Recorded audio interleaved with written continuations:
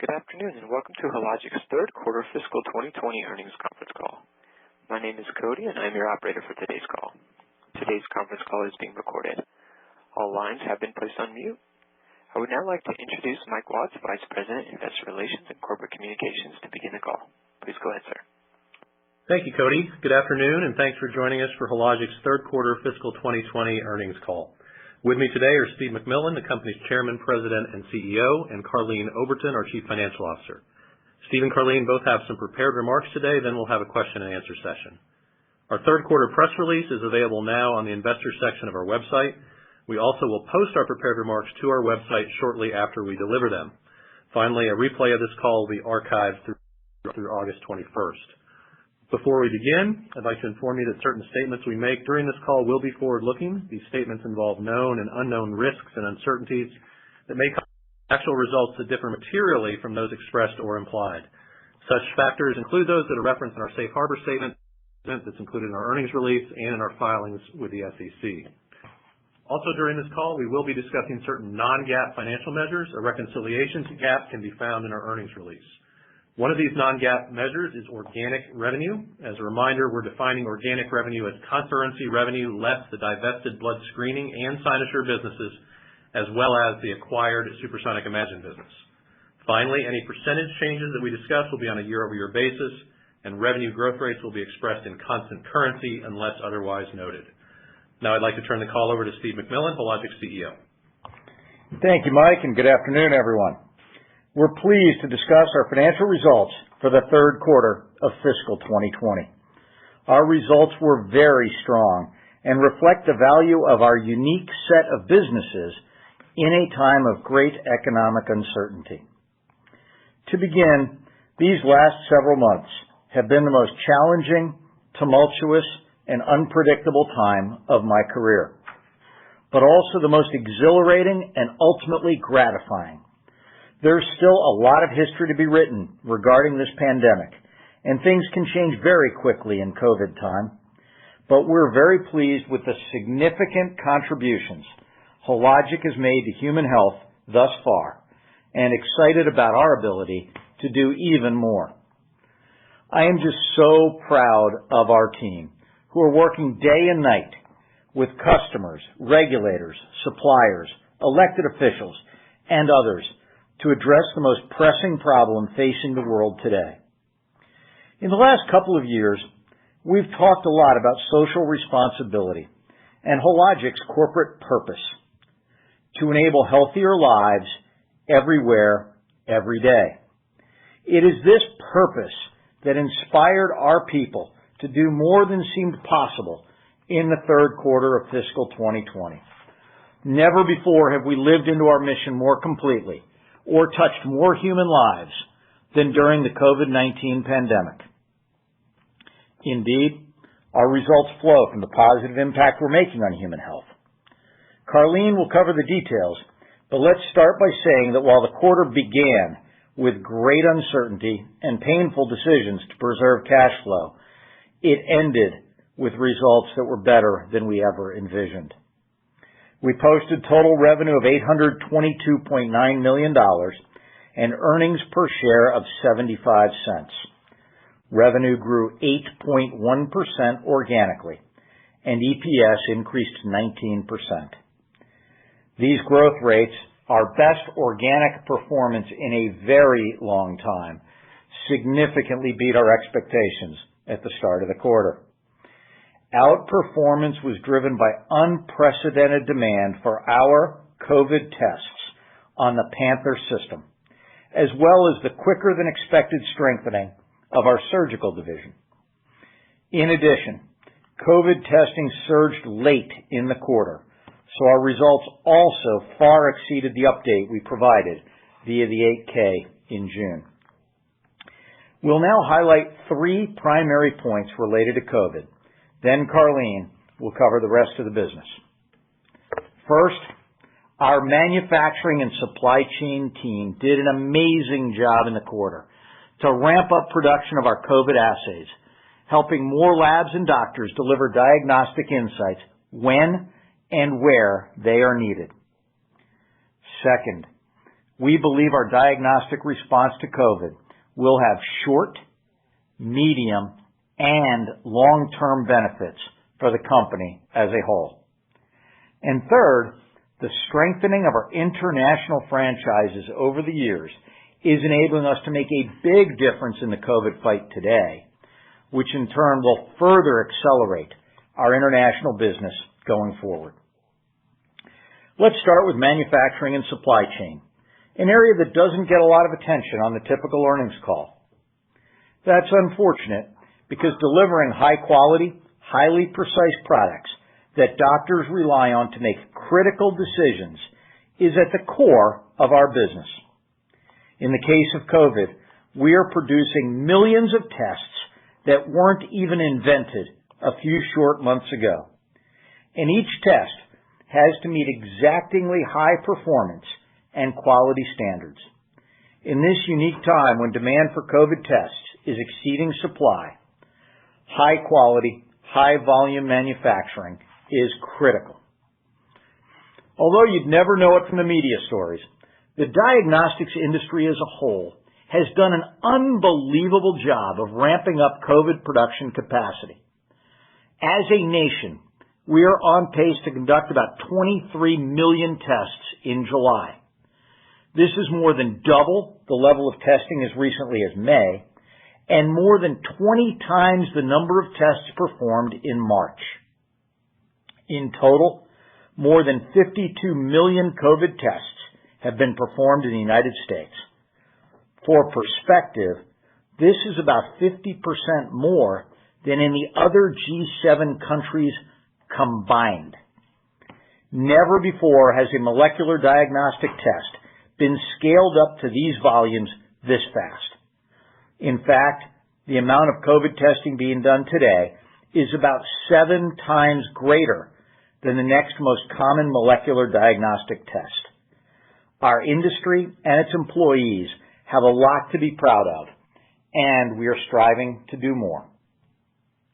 In Hologic's case, as soon as we launched our first COVID assay in March, a PCR test that runs on Panther Fusion, we were overwhelmed with calls from customers everywhere.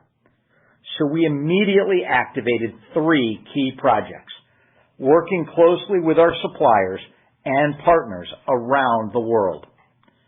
First, we began developing a second COVID assay to leverage our proprietary Aptima technologies and manufacturing capacity, and to run on our large installed base of Panther instruments. Pre-COVID, we produced about 20 million molecular diagnostic tests a quarter, with the vast majority of this comprising TMA assays for infectious diseases like chlamydia, HPV, and HIV. Since the pandemic reduced demand for these tests, we were able to redirect human and technological capacity to produce our Aptima COVID assay. In essence, we merged the supply chains for our COVID tests and our legacy products to increase COVID production capacity. Second, we set out to double our molecular diagnostics manufacturing capacity by the fall to 40 million tests or more per quarter as we move into fiscal 21. We essentially established a goal to achieve our 10-year expansion plan in about 6 months. And third, we began working with our partner Stratec to roughly double production of our Panther instruments. Based on these actions, in our earnings call 3 months ago, we shared our goal to produce at least 1 million COVID tests a week, on average, starting in late May. This would have enabled us to realize revenue of about $150 million or more in the second quarter. Thanks to Herculean efforts by our operations team, we're proud to report that we significantly exceeded this goal, and were able to increase our total molecular diagnostics test production by about 50% in the third quarter to roughly 30 million tests. This enabled us to ship almost 13 million COVID tests to customers, including an extra production lot, leading to sales of $324 million. Based on data from the COVID Tracking Project, we estimate that we provided 1/4 to 1/3 of the test results delivered in the United States during the quarter. How did we get there? Through a combination of ingenuity, investment, and brute force. In terms of ingenuity, we validated the use of one of our specimen transfer tubes, one that is typically used with our ThinPrep Pap tests, for COVID testing.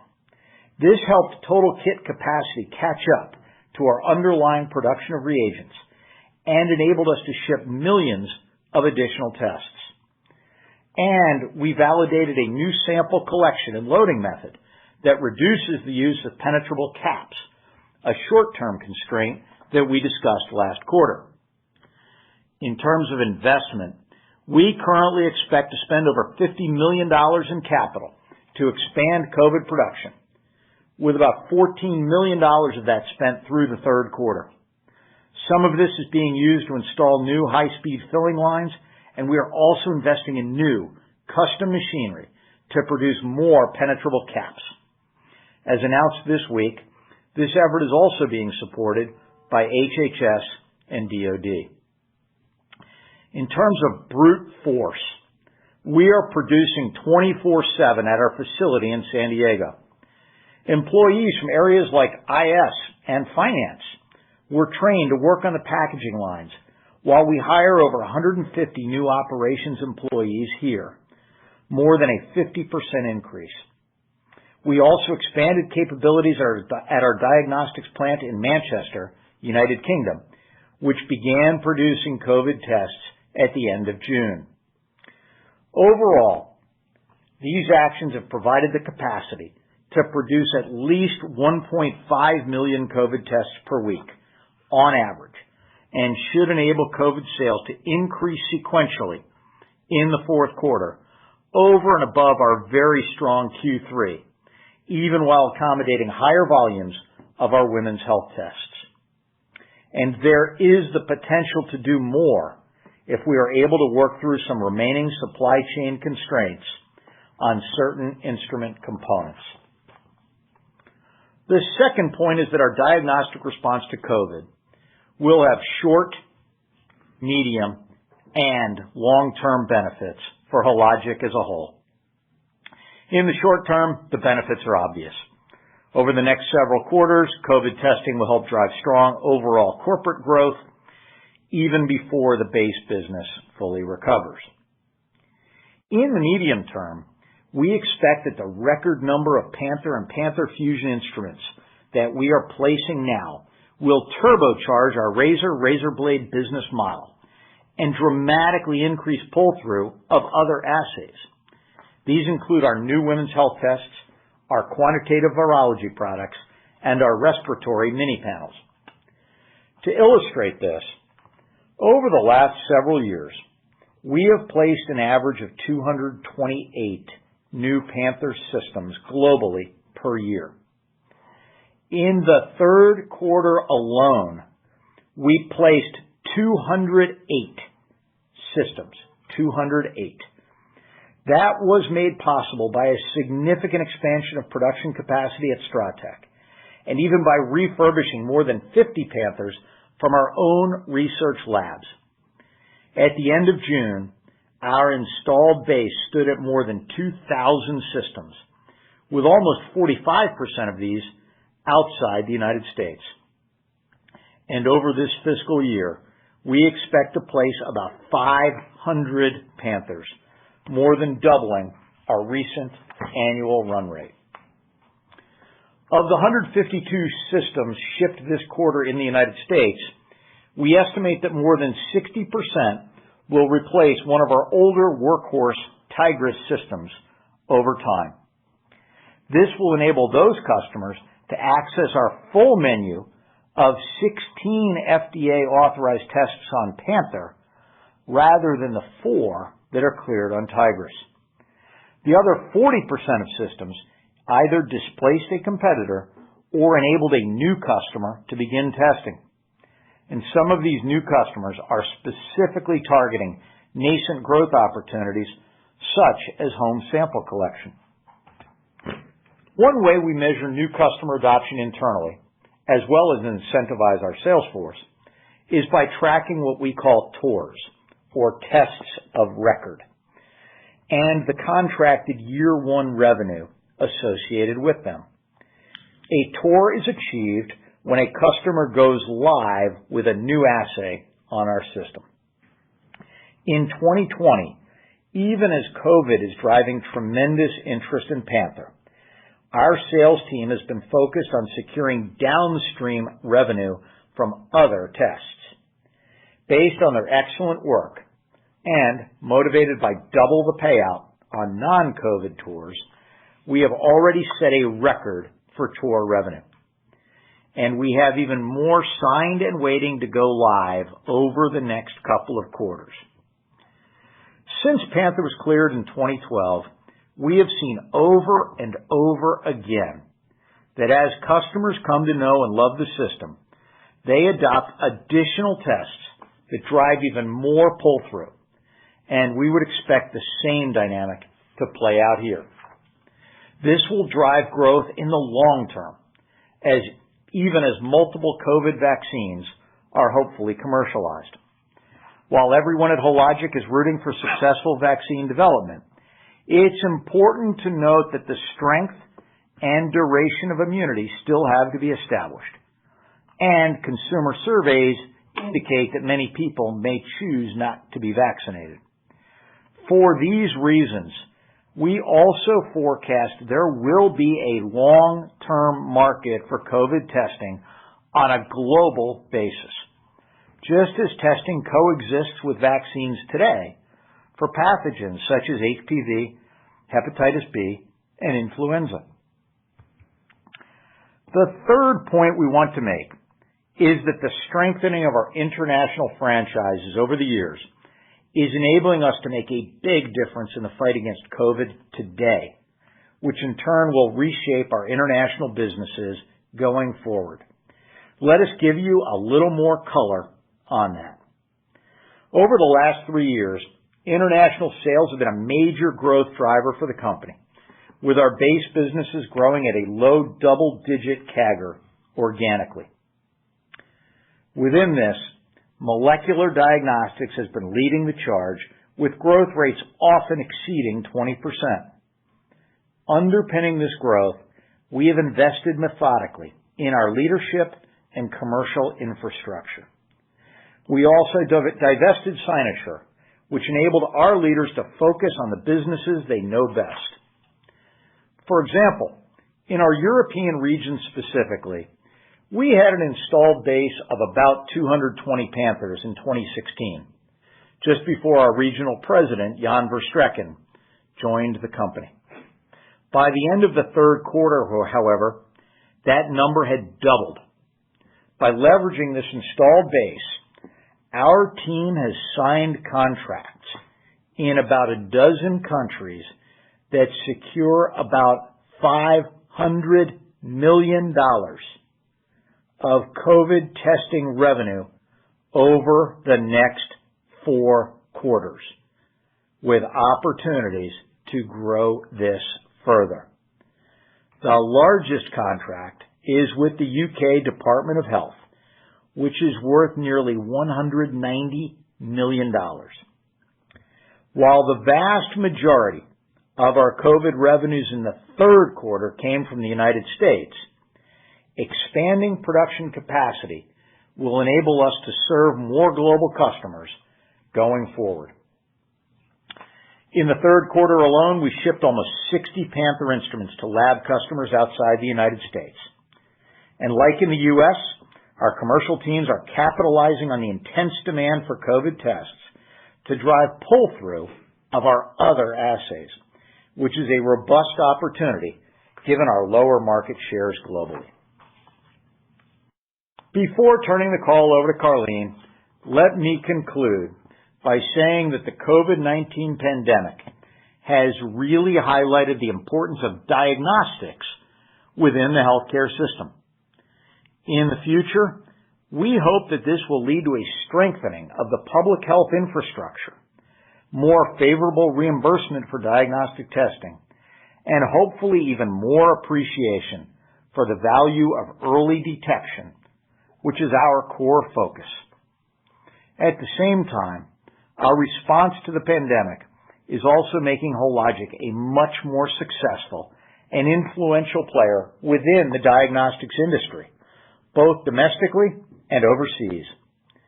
This is based on the power of our technology and automation and the ability of our people to quickly and effectively respond to public health needs. There is absolutely no doubt that our diagnostics division, and therefore our company as a whole, is becoming a stronger organization through this challenging time. Now we'll turn the call over to Carleen. Thank you, Steve, and good afternoon, everyone.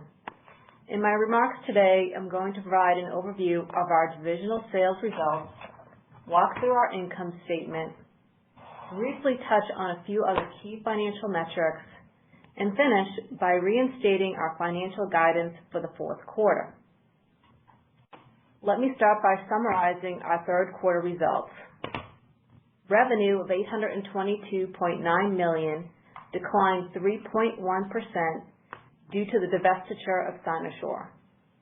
Organically, we grew 8.1% as strong sales of our COVID-19 diagnostic assays offset weakness in the rest of the business as a result of the pandemic.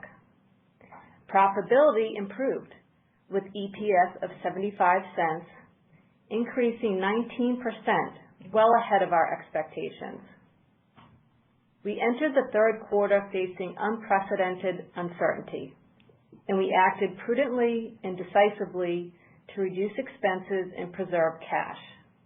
However, the hard work and ingenuity of our teams helped maximize the value of our 2 COVID assays, and the rest of our business is recovering better than expected. As a result, we generated strong cash flow in the quarter, which enabled us to repay $250 million that we had borrowed under our revolver as a precautionary measure. Our balance sheet and liquidity are stronger than ever.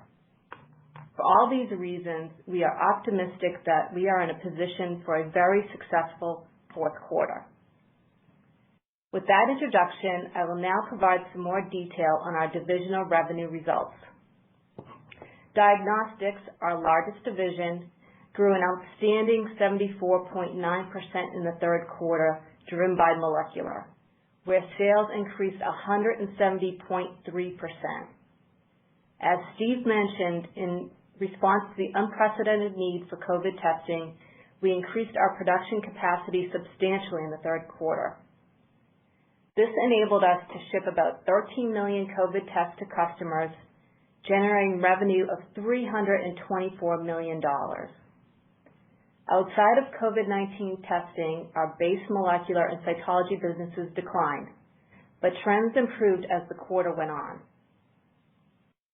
Breast health revenue was negatively affected by the pandemic, but the division performed in line with our expectations. Global breast health sales of $224 million decreased 30.9%. Excluding $3.9 million of sales from Supersonic Imagine, sales decreased 32.1% organically. Demand for many of our products was negatively impacted by COVID-19, especially in the United States, as our customers focused on responding to the pandemic, delayed or reduced purchases of capital equipment, and rescheduled routine screening appointments.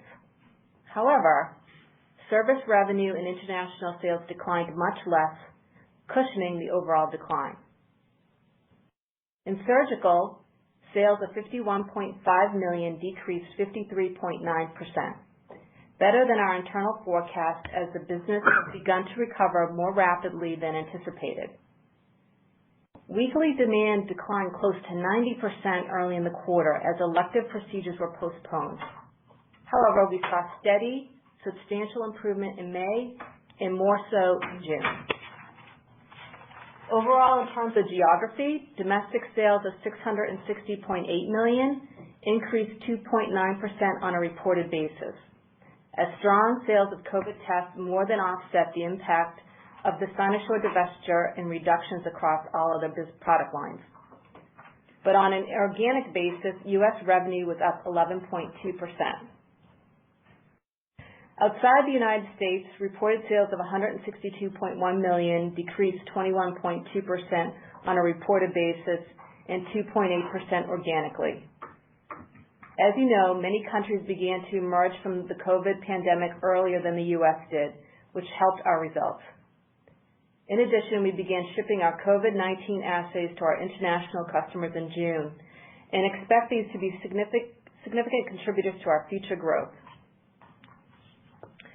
Moving on to the rest of the P&L for the third quarter. Gross margin of 64.7% increased 310 basis points, driven primarily by sales of COVID tests and the divestiture of our lower margin Cynosure business. These benefits were partially offset by lower sales in our other divisions as a result of the pandemic. Total operating expenses of $261.1 million decreased 5.5% in the third quarter, driven mainly by the divestiture of Cynosure. However, expenses were significantly higher than our expectations entering the quarter, when we were planning for worst-case scenarios that thankfully never materialized. This was driven mainly by higher compensation expense, as accruals for incentive compensation increased in line with our financial results. In addition, we experienced higher than normal bad debt expense in the quarter, most notably a write-off associated with a change in a breast health distributor in Latin America. Lastly, we made a $10 million charitable contribution to the company's donor-advised funds and accelerated spending on some R&D and marketing programs to bolster future growth. Putting all this together, operating margin increased 380 basis points to 33%, and net margin increased 360 basis points to 23.7%, both recent highs. As a result, this led to non-GAAP net income of $194.7 million and non-GAAP earnings per share of 75 cents, well ahead of our expectations. Before we cover our 2020 fourth quarter guidance, I'll quickly touch on a few other financial metrics. At the end of the third quarter, our leverage ratio stood at 2.4 times, and we had $744 million of cash. Cash flow from operations was $223 million in the third quarter, a very strong result. Based on this cash flow, we repaid $250 million of debt under our revolving credit facility. We also believe we are well positioned to take advantage of still uncertain market conditions to pursue tuck-in acquisitions in each of our divisions. Our business development goals have not changed. We continue to look for deals that accelerate growth and deliver attractive economic returns, either by leveraging an existing commercial channel or helping us expand into near adjacencies. Finally, ROIC was 12.8% on a trailing 12-month basis, an increase of 30 basis points, and adjusted EBITDA of $299 million increased 8.2%. Before we open the call for questions, I would like to discuss our expectations for the fourth quarter of fiscal 2020. While our business environment remains uncertain due to the COVID-19 pandemic, we are pleased that visibility has increased compared to last quarter. This is enabling us to provide quarterly guidance again, albeit in much wider ranges than usual. For the fourth quarter of fiscal 2020, we expect total revenue in the range of $925 million to $1,025 million. This represents organic revenue growth of 17.4% to 30.3% for the quarter. Due to the divestiture of Cynosure, revenue compared to the prior year period equates to an increase of 6.7% to 18.3% on a constant currency basis. On the bottom line, we expect EPS of 95 cents to $1.15 in the fourth quarter. This implies growth rates of between 46.2% and 76.9%, significantly outpacing revenue. I'd also like to point out that we expect other expenses net to increase to about $30 million in the fourth quarter, as we don't forecast gains related to certain investments that resulted from equity markets rebounding in the third quarter. This fourth quarter guidance is based on a full-year tax rate of 22.75% and diluted shares outstanding of approximately 265 million for the full year. Now let's turn briefly to our divisional expectations. In diagnostics, we expect that demand for our two COVID assays will continue to exceed supply in the fourth quarter of fiscal 2020. As Steve said, our efforts to increase manufacturing capacity should enable us to increase COVID sales compared to the third quarter level. Overall, we forecast that diagnostics revenue could double or more compared to the prior year period. In breast and skeletal health, recurring revenues such as service should continue to partially cushion a steeper decline in capital sales, reflecting the diversification strategy that we've been pursuing for several years. Revenue should also perform better outside the United States than domestically. We continue to believe that breast health will recover from COVID pressures more slowly than our other divisions. So while fourth quarter results should be better than the third quarter, we still forecast that breast and skeletal health revenue will decline in the range of 20% or more. In surgical, we believe revenue will continue to improve based on both the clinical needs for our products and the desire for our hospital customers to shore up their finances by addressing pent-up demand. However, there remains some uncertainty around the pace of this recovery, especially as COVID cases continue to spike in specific geographic regions and customers are forced to suspend elective procedures again. Overall, we expect surgical sales in the fourth quarter to be down 20% compared to the prior year period. As you update your forecast, let me remind you that macro uncertainty remains much higher than normal due to the virus we're all dealing with.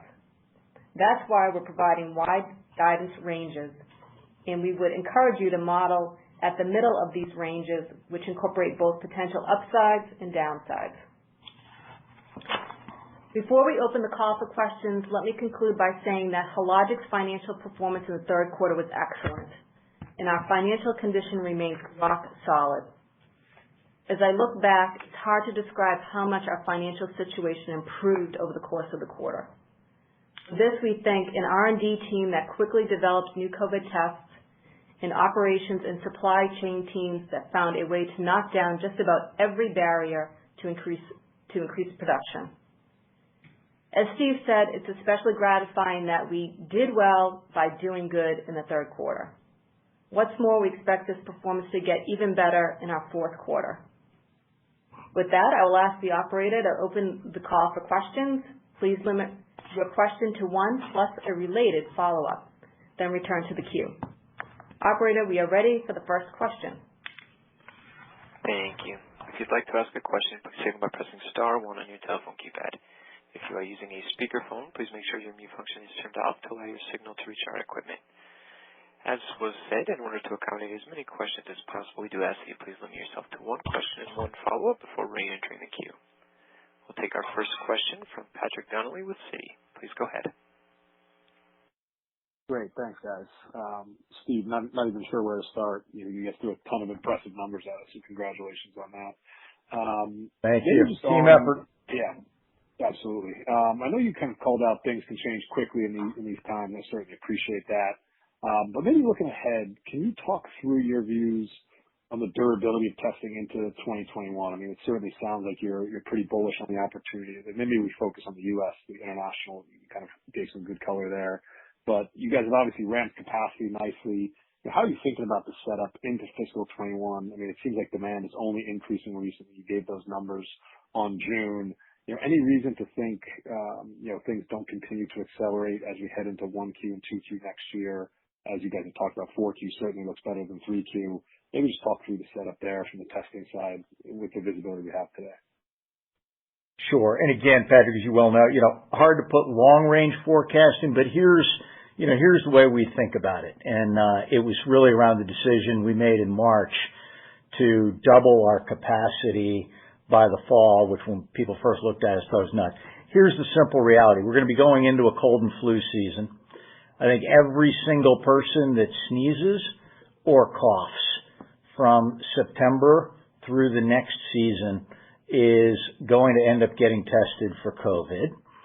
And it's not just U.S., it's globally. And even all the talk of the vaccines, let's say a vaccine comes, there's still so many unknowns. There's also the fundamental reality that it's going to take months to get everybody vaccinated.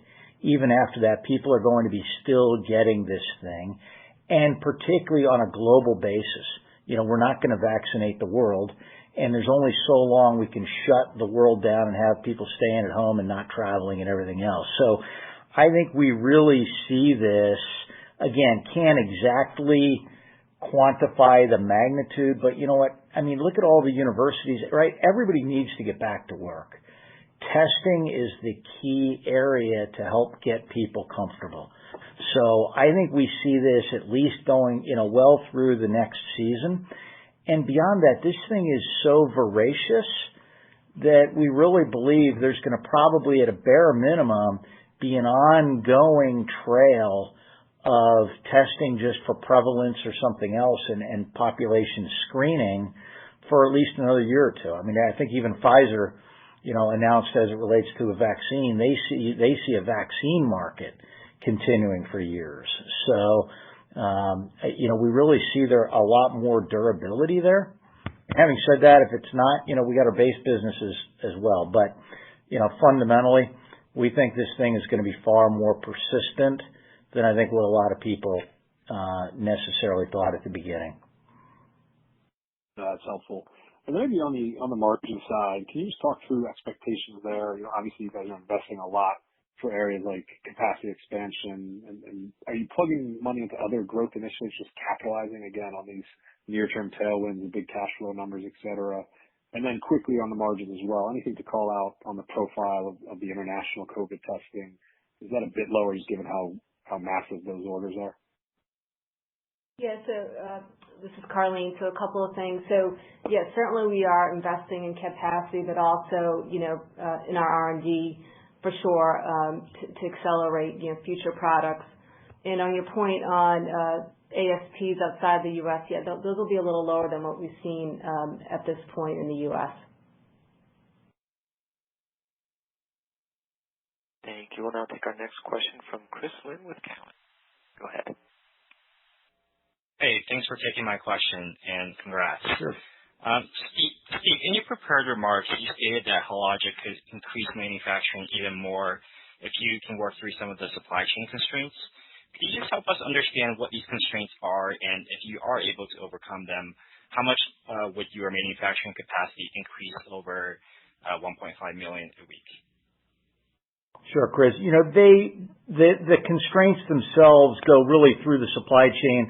A lot of it's even things that get used on Panther itself. So our ability to produce the test kits and everything else is good, but you've seen there's been, some acknowledgement out there about pipette tip shortages and other things like that, things that we don't control, that we don't even supply, to the vendors. They buy them directly. So we're even working with manufacturers of some of the ancillary ingredients, and it's probably a little too early to sell. We think there's clearly a little bit of upside beyond the high end of our guidance if we can crack these things. But feel really good about the guidance we have. Yeah, and I would just add that as we think about increasing capacity, we're seeing our base business and diagnostics come back as well. So it's going to be a challenge or in balancing on the two products. Got it. And then for my follow-up, I believe your Panther shipment forecast of 500 total placements in fiscal 2020 implies that placements declined sequentially in Q4 from the 208 systems that you placed in Q3. If this is right, could you just provide a bit more detail on this decline? Is this a function of Stratec manufacturing constraints and depleting your refurbished research lab systems? And just looking ahead, could you give us a sense of the Panther instrument backlog? Thank you. Sure, Chris. They will be a little bit lower. To your point, we said about 50 of those that we shipped were refurbished ones. So you figure they're all gone. We've literally taken every one out of our buildings that we didn't have. We also had a little bit of inventory coming into the quarter. So we've shipped, as you can imagine, we've shipped every last one. As I joked, every time there was a White House press conference and various customers or whatever were down there promising more volume, they came back and the next day, it was 1-800-HOLOGIC. What else can you do for us? So we drained everything that we had in inventory. We're building now at certainly at about a double the rate, but it will be a bit of a sequential decline. But we made so much progress this quarter that already sets us up well. Thank you. We'll hear next from Tycho Peterson with J.P. Morgan. Hey, thanks. Steve, there's been a lot of talk about pooling samples. Can you just talk a little bit about what you think pooling will do to Panther utilization? And then any thoughts on, a flu test for legacy Panther to have a syndromic panel on the larger install base? Sure. Tycho, as you well know, as a leader in this space, we're so close to the FDA, to our customers, and trying to help come up with solutions. I think as it relates to pooling, we are working closely with FDA and with our customers to look at some claims and think that, we'll be certainly a player in that space, and it may help increase the overall capacity, particularly in an environment, right now where, there are frankly a lot more people that would still like to be tested, that, we think that may help more on a testing where it's less diagnostic and more screening. And I think there's going to be a ton of that come the fall with universities and everybody else trying to get back. So we think there will become a place for pooling, and it's something we're very familiar with, really going back to our blood screening days. So as it relates to, a combo, again, you can imagine given our presence in this space, we're looking at, combo products for the fall as well. We continue to hear from customers, government, COVID is going to be the primary need. I hate to say it, but we think this year that, frankly, when somebody gets flu, they're going to be relieved, versus COVID is still going to be a bigger concern. But we'll be there in all fronts. And then for the follow-up, just can you talk a little bit more about the women's health recovery, how you think about that beyond the fiscal fourth quarter? Mammography may start to come back. Is that more of a 2021 event, or could you see, some uptick into year end? Yeah, I think, part of what we're not totally sure about yet, we've seen a significant strengthening, certainly June, July-ish of both our surgical and women's health businesses and diagnostics. We think that, a chunk of that was catch up, people that delayed and, kind of got rescheduled. So we're not yet sure exactly what the trajectory will be, particularly as you have the additional hot spots and this and that. But I think overall we feel pretty good about the progress there. And really our breast health business, the diversification that we have in that business, so much more disposable and recurring service revenue and everything else, that is probably still going to be the slower climb out. But we're seeing, some real positive signs in that business as well. But, having said that, we're obviously forecasting, as Karleen said, still to be down somewhat in the current quarter and continuing probably to strengthen here over time. Thank you. Our next question comes from Dan Leonard with Wells Fargo. Hey, Dan. Thank you. So, hello. A couple of questions on COVID. Surprise, surprise. So first off, Steve, you talked about the opportunity to use your COVID test to capture other test volume longer term.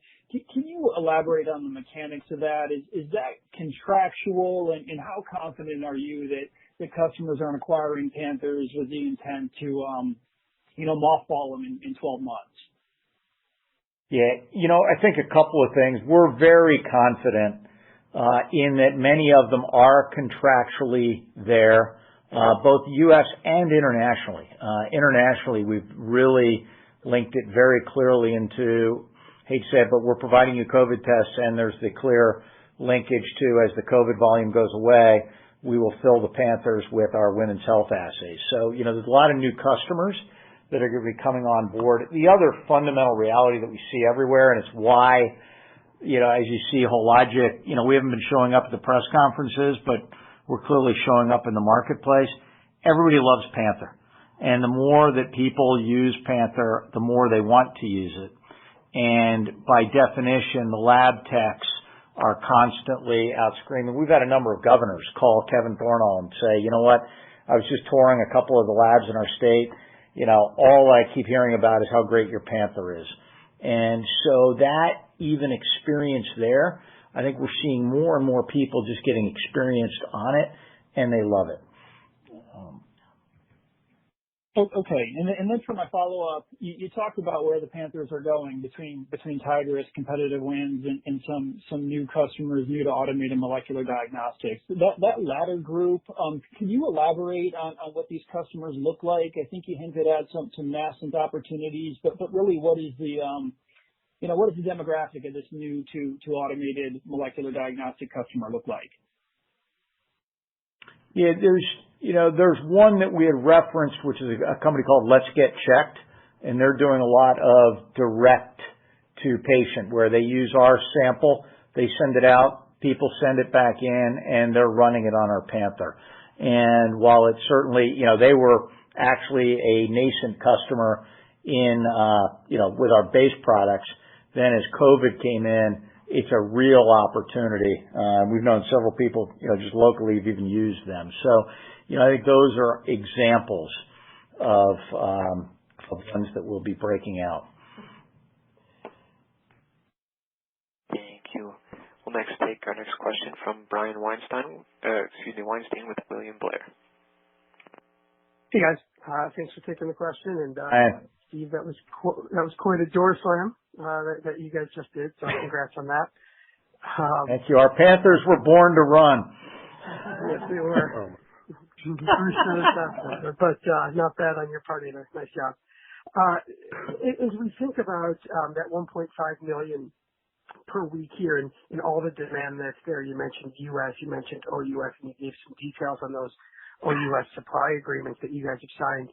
Do you need to increase the capacity in order to be able to meet those OUS supply agreements? And how are you sort of allocating that stuff between the U.S. and OUS at this point? Yeah, we do. We've only committed to what we know we can make. So that 500 million number that we referenced over the next 4 quarters internationally is included in our production plans.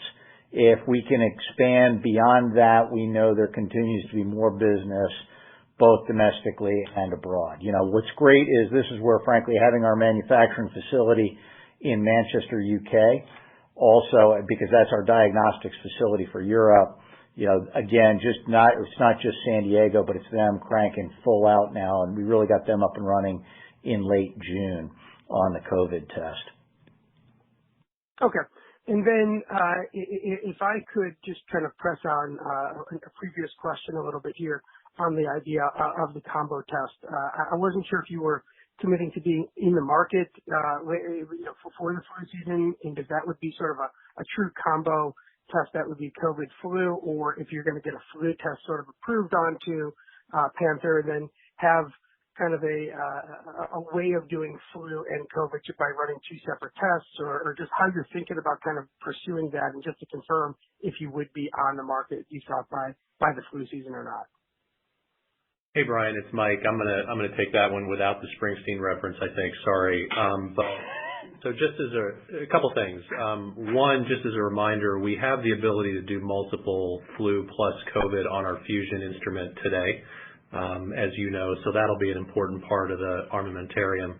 And we are developing a second test that'll run on the Panther side that will combine flu with COVID. I'm not going to speculate on when that's going to be available. Obviously, that's impossible to predict, but certainly the goal is to have it available for the fall flu season. Thank you. We'll take our next question from Jack Meehan with Nephron Research.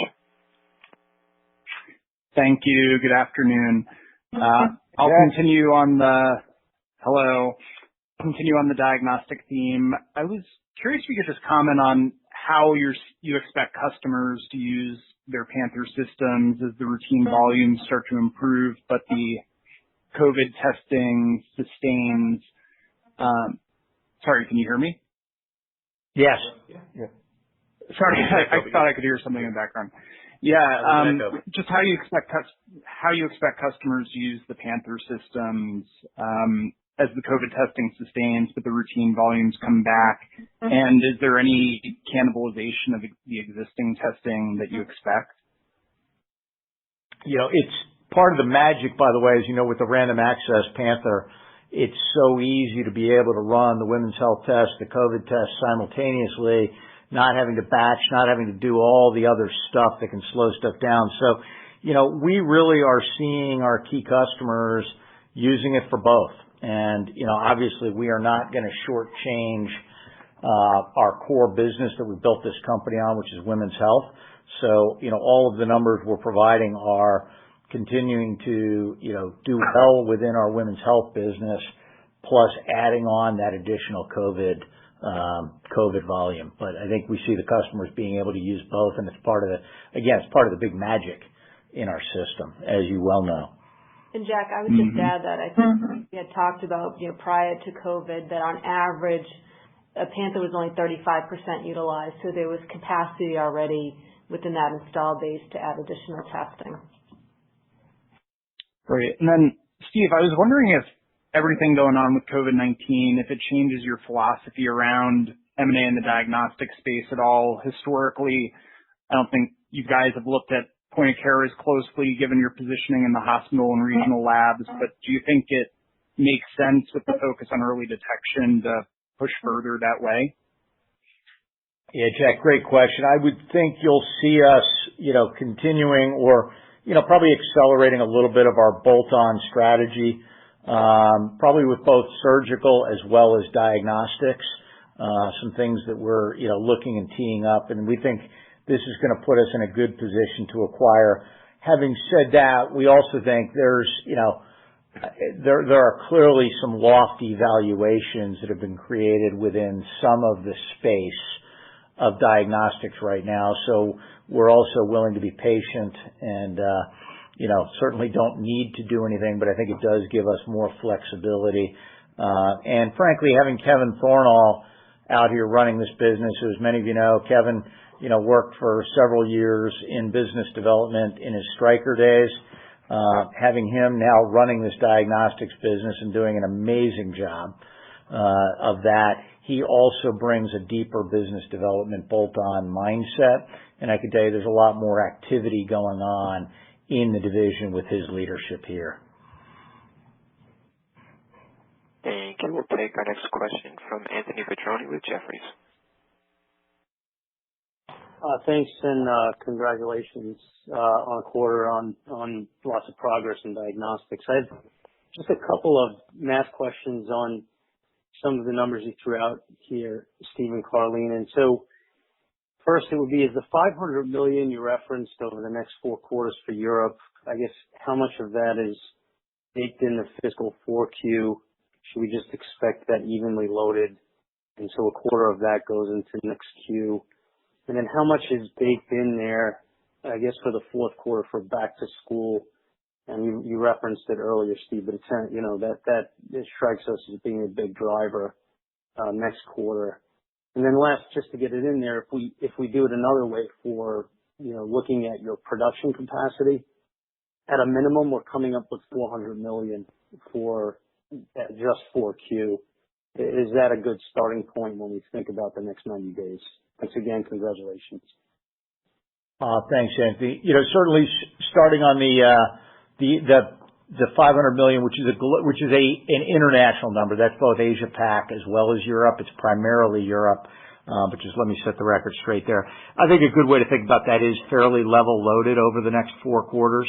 Is kind of the way that the contracts are laying out. As it relates to back to school, we've been building and trying to ramp to get more and more production for this September-October period. So I think that, we're clearly seeing and expecting, continued growth in this September time frame, and that's what's baked into our guidance. Thanks again. Great. Thank you. We'll hear next from Dan Brennan with UBS. Great. Thanks for taking the questions here. Congrats on a really good quarter. So Steve, I guess, could you help us think through maybe how you're thinking about where the market for testing goes? I think you mentioned we're somewhere in the low 20s in the U.S. right now. Where do you think that goes by the fall? Any sense in how you're kind of planning your business? And I'd be interested to know if you could provide what your split is as well between U.S. and OUS COVID testing, because it's hard to get a sense of what the OUS COVID testing number is.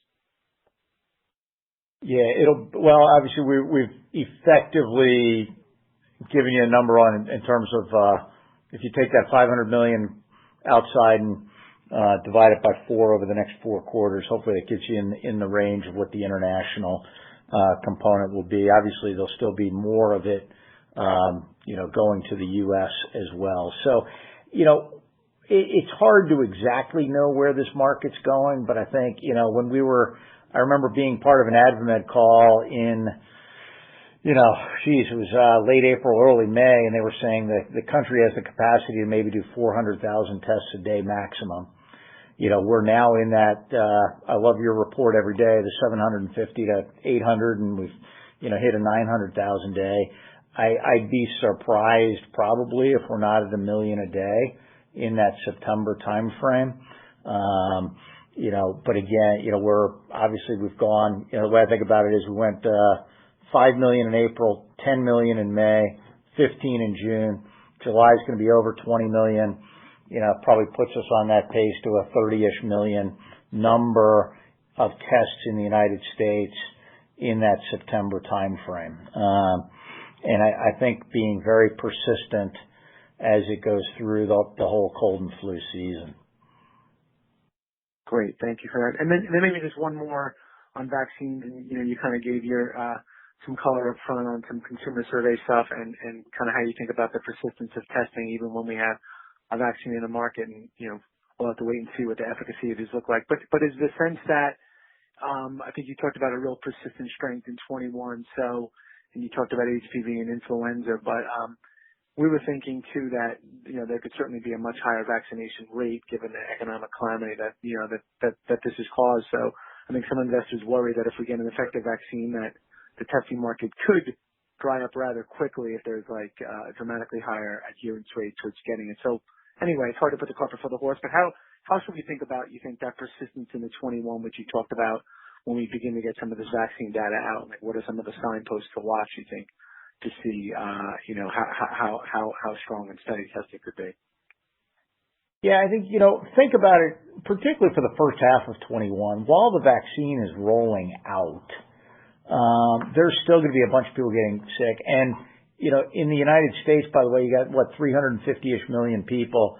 And the big part that I keep coming back to because of all of our discussions and as a global enterprise, I think there's been so much focus on COVID in the U.S.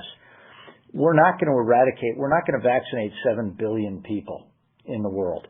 And given how persistent this is, just Vietnam, if you heard today, right? Vietnam had gone, I think, 90 days without any cases, and suddenly it's repopped up in Vietnam. So I think this is going to be circulating around the world. And again, exactly what that means, none of us have the crystal ball. The CDC doesn't have it. The WHO doesn't have it. God forbid, I certainly and our team don't have it. But I think just trying to use some common sense, thinking about the real realities.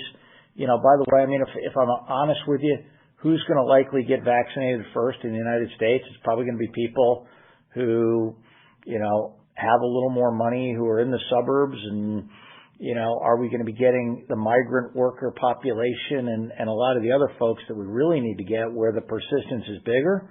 Not sure we're going to get all of those people right away. So I think there's going to be all kinds of reasons why this thing is still going to be out there. The other reality is even over the next 5-6 months before a vaccine comes, I think we're going to start to get better at realizing, and it'd be helpful if some of the public officials would say, what we have to do is realize we've got to live with this and learn how to cope and learn how to manage. And diagnostics are such a great tool to help people better understand where is it breaking out, what should we not do, and I think we're getting smarter and smarter so that we don't go into, complete lockdowns again and everything else. So I think there's going to be all kinds of ways. If you're a university president right now, so many folks that need information that we're going to be helpful to provide. Operator, I think we can squeeze in 2 more questions. Maybe we'll just limit these last 2 to 1 question each, please. Thank you. We'll take our next question from Heidi Ma with Bank of America. Hi, congrats on the great quarter, and thank you for squeezing me in. So I'll be quick on the question. So appreciate the color on the 40 million tests per quarter in terms of COVID capacity. So I'm curious, would you expect that 1/4 to 1/3 market share to persist in the next several quarters? And related to that, do you expect point of care to take share from what's currently been going on? And if what percentage are you selling to hospitals or other facilities that might have some POC installed during this time? Thank you. That was a good job getting about 14 questions in there, Ivy. So very impressive. Let me try to get as much of those answers as I can.